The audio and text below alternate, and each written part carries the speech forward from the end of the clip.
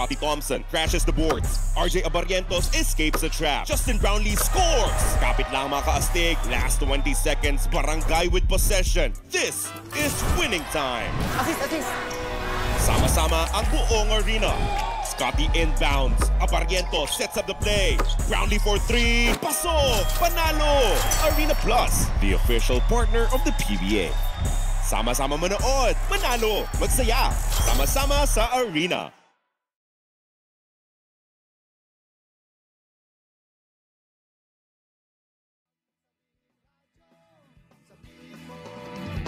Energy! Brownlee for 3.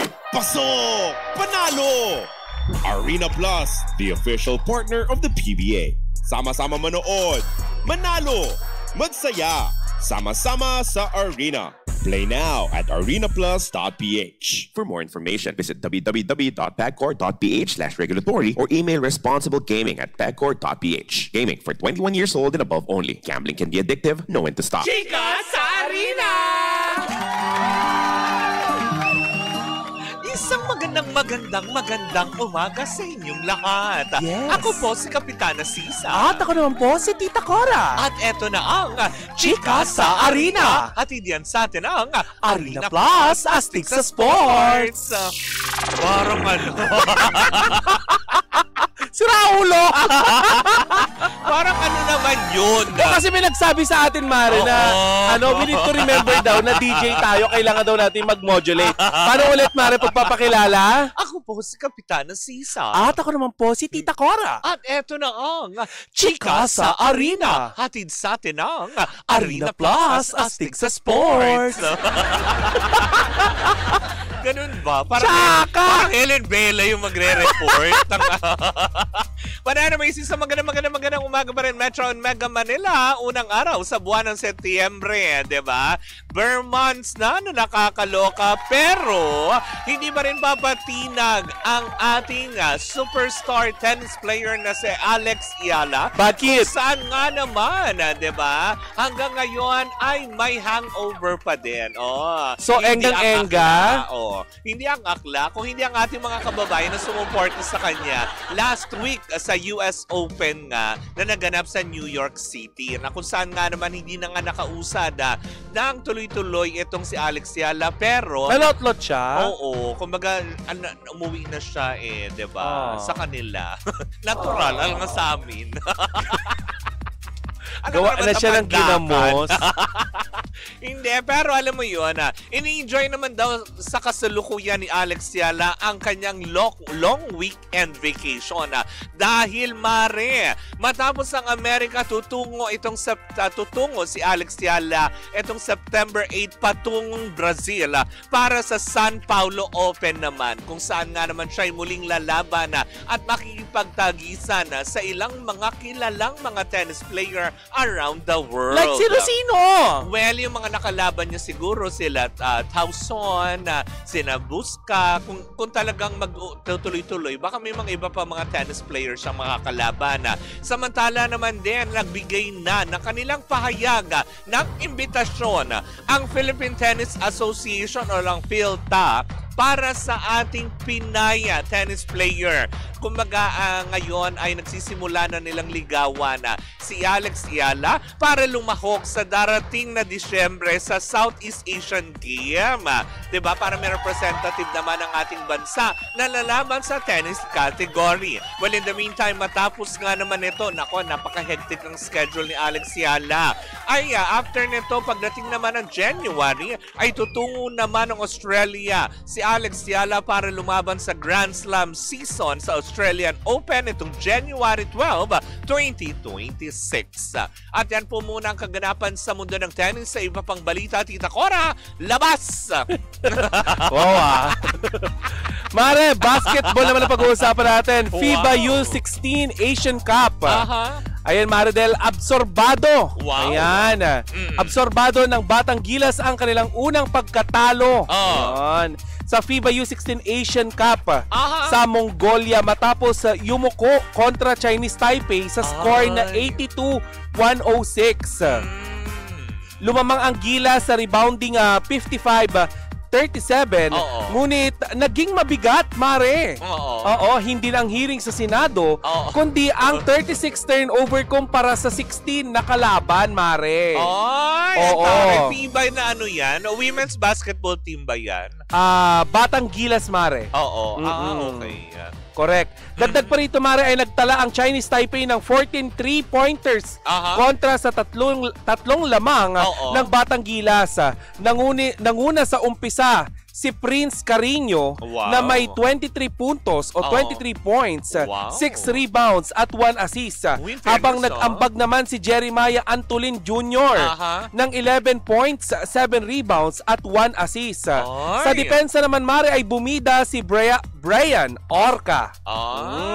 Brian Orca sa kanyang 13 rebounds, 2 steals at 7 na points. Susunod na makakatapat ng Batang Gilas ang Indonesia sa September 1 today, Mare. Good luck, alas 7 ng gabi at New Zealand. Bukas naman sa ganap na alas 4:30 o alas 4:30 ng hapon. Ayan. Uy, good luck sa ating Batang Gilas. Yes. In fairness, ang lalaki ng points ha. So, ibig sabihin talaga pag bagets talagang, alam mo yun, ang stamina niya, punong-puno, diba? Pero yun nga lang, medyo nalotlot sila sa China. Okay lang naman yan. Kumaga parang they're always next time. Diba may laban sila mamayang gabi. Paano naman kasi, Mare? Binomba sila ng tubig. May lotlot sila. Water ball pala ang labanan. Nakipaglaban sa kanila yung mga ghosts na tinawag nila. Ang mga ghost man pamantin. But anyways, ako mga panggayan po muna mga kaganapan sa mundo ng arena na ating nakatutukan. In the meantime, ako po si Kapitana Sisa. At ako naman po si Tita Cora. At ito pa rin ang Chika sa Arena. Hatid yan sa atin ang Arena Plus, astig sa sports.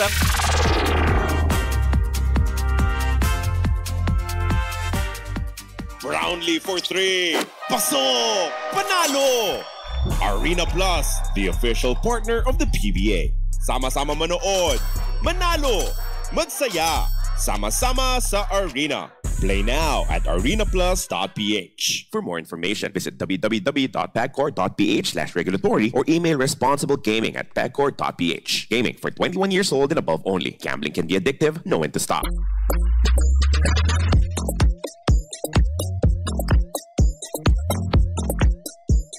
Cheers, miss! Gabagalitas! With Tita Cora and Kapitana Sisa. Same, pero iba. We are number 1 on 6.7 Energy FM. Pag huwag mo sabihing radyo. Sabihin mo! Yan, sa magandang araw po sa lahat pa rin po ng ating mga pangga, Metro and Mega Manila, sa mga bumabiyahe ngayon sa ating mga papamong drivers na kasalukuyang nasa-traffic pa din. Pero hindi. Wala masyadong traffic daw today kasi yung ibang classes sinuspend. May mga ilan, Mare, na nasuspend Nasuspend yung sa Manila kasi alam mo yun, paalis ako ng bahay, alam mo yun, umuuwing, alam mo yun, masayang-masaya yung dalawa kong pamangkin. Talaga ba? Diba na nakakaloka? Dahil parang 5:45 daw yata naglabas ng parang anunsyo na sinususpending ang klase. Hindi ba? Kaya nga naman sa lahat pa din po ng ating mga pangga, hindi ba? Ayan, medyo nakakaranas ng pagbaha. Diba? Lalo na dyan, last Saturday, grabe dyan sa may Araneta Avenue corner. Sa may yung barangay Tatalon, nakakaawa naman. Emi ka ba? Nag-i-enjoy ka sa ano? Hindi, nandito na ako sa Manila noon. Ano ka ba? Talaga ba? Dyan ako na traffic, kaya alam ko talagang baha, hindi makausad. Kailangan mo na dyan ng amphibian. Wow! Amphibian! Yung mga matataas na truck. True, hindi ba? Talagang nga naman na nakakaawa. But anyways, ako mga pangga, eto na muna. Kung boring naman ang araw mo, ay naku, bibigyan kita ng pwedeng pagkaabalahan. Kung hilig mo lang din naman mag-tong-ins, adiba, Powell, tara na sa Game Zone. Family mo sa Game Zone dahil you can play real tong-ins with real people for free. May chance ka rin pwede maka-split over 34 million pesos ng papremyo at makakuha ng daily cash prize na 14,640 pesos. Ang makukuhang cash credit, Mare, ay pwede mo rin gamiting panlaro. Sa kahit anong game. Pwede rin itong i-cash out at may 2 event araw-araw. Naku, G ka na ba? G! Visit gzone.ph sa kanilang social media account, sa kanilang Facebook, Instagram at TikTok na may username na @TaraGameZone. O, di ba? Chika na ba sa tong ins? Well, Tara, Game Zone. Dapat ang gaming fun lang. Visit pancor.ph/regulatory or you can email them at keepitfun@pancor.ph. Promo runs from January 1 to December 31, 2025. EGLD reference number MKTG 2024-2564. Nako, Pangga, tandaan na gaming is for 21 years old and above only. Gambling can be addictive and know when to stop. Yes, ganun yun. Oo. Mari, kumusta naman? Ano? Kumusta ang pagbibiya-apiya? Uy, oo nga, masaya naman. It was a great experience. Yeah. Medyo mainit sa Tagaytay ngayon. Talaga? Oo. Yung the usual Tagaytay na in-expect mo na dapat malamig. Well, eto naman, medyo malamig pa din naman. Kaya hindi siya yung typical na pag ano yung mangangatog talaga yung kalamnan mo. Diba? Uy, gusto ko pala batiin ang staff ng Via Pia dyan sa may Tagaytay. Hello po. Oy, at maraming salamat, Tita Mayet de la Rosa. Correct, hindi ba? Sino ba yung mga kasama mo during the weekend? Of course, kasama din natin. Hindi ko alam kung pwede kong banggitin. Yung ano lang, yung isa lang. Okay. So, si Miss Lida Aquino. Ayun. To be safe. Tama na yun. Oo. Diba? Ikaw, kamusta naman? Okay naman, nagingit-ngit ako. Bakit? Kasi hindi ako natuloy. Paano nag-fully book daw kasi yung hotel? Kasi may baklang na una. Hindi, totoo naman. Pagdating din namin, may nagbubuk pa 6 na kwarto. Wala nga din talaga maibigay. But anyway, kung mainit din lang naman doon, hindi na lang din ako muna tutuloy. Correct. Kasi diba, kung sobrang init, maalala ko lang yung flood control. Pero it was nice, kumaga parang place to reflect. Talaga? Oo, para ma-realize mo kung gaano nga bang kalaking taxes ang binabayad ko. O hindi naman yung gawa sa taxes natin. Hindi. Private owner yun. Hindi, diba? Kumaga parang para makabili ng bag, gano'n. Oo. Ay, pero alam mo ba, ngayong araw, Mare, ay haharap or nahaharap. Oo. Nakaharap na ngayon, ngayong mga oras na ito, nag-uusap tayo, si Sara Diskaya. Oo. Ayan, sa Senado. Sa Senate. Alam mo, sabi nga ni Russell Varga, tama. Sabi ni Russell kanina, mas dito na lang daw, mas gusto niya ditong manood kaysa panoorin daw ang dito ako sa inyo, Dabaklitas, kaysa panoorin ko yung mga sa Senado. Kasi humarap na siya, Mare, sa Blue Ribbon Committee sa Senado upang nang sa ganun ay maliwanagan ang mga dapat maliwanagan. But anyway, sa ating baklitas, ikaw ba? Anong baklitas natin for today's video? Ang baklitas natin ngayon, kamusta kayo? Oo. Alam mo, bihira yun. Masarap yung pakiramdam na paminsan-minsan, merong nangungumusta sa'yo without any pangangailangan. Oo, diba? Kasi may iba, Mars, kumusta ka na, tapos mamaya mangungutang. Biglang pahiram. Baka may 1,000 pa. Oo. Diba? Pahiram naman. Masarap yung ganun. Diba, na-experience mo yun? Yung chichikahin ka muna. Alam mo ba, Maring, ganito? Siyempre, interesado ka na, tapos sabi biglang, Mari, baka naman may 1,000 ka dyan, pahiram muna. Kaya yun, naka-restrict na silang lahat ngayon. Hindi totoo yan, di ba? Kamusta kayo? Oo. Kumusta kayo ngayong mga panahon na to? Yan ang ating baklitas. Gawin ninyong labasan ng sama ng loob ang ating comment section kung gusto ninyo. Diba? Walang tama at maling sagot. Tama. Diba? Lahat naman tayo, alam mo yung malaya. Pero wag naman yung talagang aabot sa punto na, alam mo yun, very foul na. Tandaan nyo sa social media, laging may resibo. Diba? Good morning, Baklitas. Baka may 1K kayo dyan, sabi ni Mart. Talaga ba, Mart? Parang hindi mo naman kailangan. Pero ito na ang ating Baklitas! Naku, talaga nga naman. Ngayon pinakatututukan na dahil marami ang mga nagtaas ng kilay, marami din ang medyo na talaga nga naman. Dahil sa pagtatambala ni Catherine Bernardo at James Reid na gagawing teleserye under Dreamscape Production. Ay, Mari, kasi hindi ko alam kung pagtatambal ba ito na magiging love team sila? Hindi. Alam mo ko, di ba? Sinagot ko na kagad. Dahil sinabi ni Catherine yan Talaga? Na wag daw maano yung ibang mga fans, 'di ba? Actually, inamin naman din sa isang interview ni Catherine Bernardo na talaga nung una medyo parang nag-aalangan siya kasi pero bagay sila. First time nga niyang makakatrabaho etong si James Reid. At nung parang nagkaroon na nga daw, parang nag-video shoot, nag-test shoot sila, is dun lang daw niya nakausap ng matagalan talaga si James Reid. Na sabi nga niya, very interesting naman din daw pala yung tao. At si James Reid din daw, ganun din daw, kumaga first time talaga. So, lilinaw ni Catherine Bernardo na wala daw dapat pangambahan dahil hindi daw ito love team project. So, diba? possible kayo na magkapatid sila dito? Hindi natin alam kasi ayaw pa din ng isplok ng Dreamscape kung ano magiging title ng ano nga teleserye. yung palabas dati ni Chris Aquino at saka ni... Bong Soy? Hindi. Pido Dida, ganun kaya ang datingan nito, magkapatid? Ay, hindi natin alam. Pwede, diba? Pero, nagbigay naman ng pahapyaw itong si Catherine Bernardo na hindi ito, nagbigay siya ng konting clue Hindi ito tungkol sa mga other woman. Hindi rin daw ito tungkol sa mga magkakarelasyon. Pero ito'y may kinalaman sa pamilya. Mag-ama sila. Pwede ba magtsuhin muna? Pwede. Baka kapatid ng tatay niya. Pero kasi ang gwapo ni... Nabunso, gano'n. Ikaw ba kayo ba tawagin si James Reid ng daddy? Yes. Daddy? Yes. Daddy, gano'n. Uy, mahiya ka naman. Para tumawag sa kanya ng daddy. Daddy James. Oh, come, Daddy, come. Diba? Sisa wants to play. Kruk. Eating sugar? No, Papa. Want to play? Yes, Papa. Eating banana? Yes, Papa. More.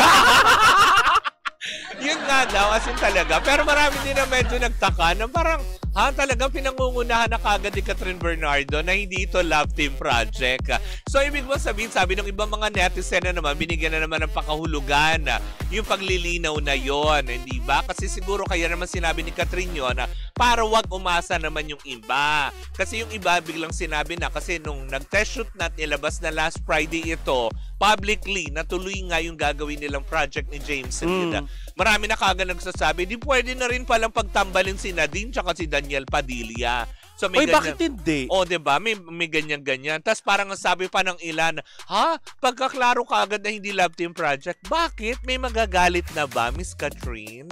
Diba? Parang hindi naman siguro magagalit si Catherine. Hindi naman siguro seloso. Oo. At least hindi sila kasama sa flood control. Oo. Diba?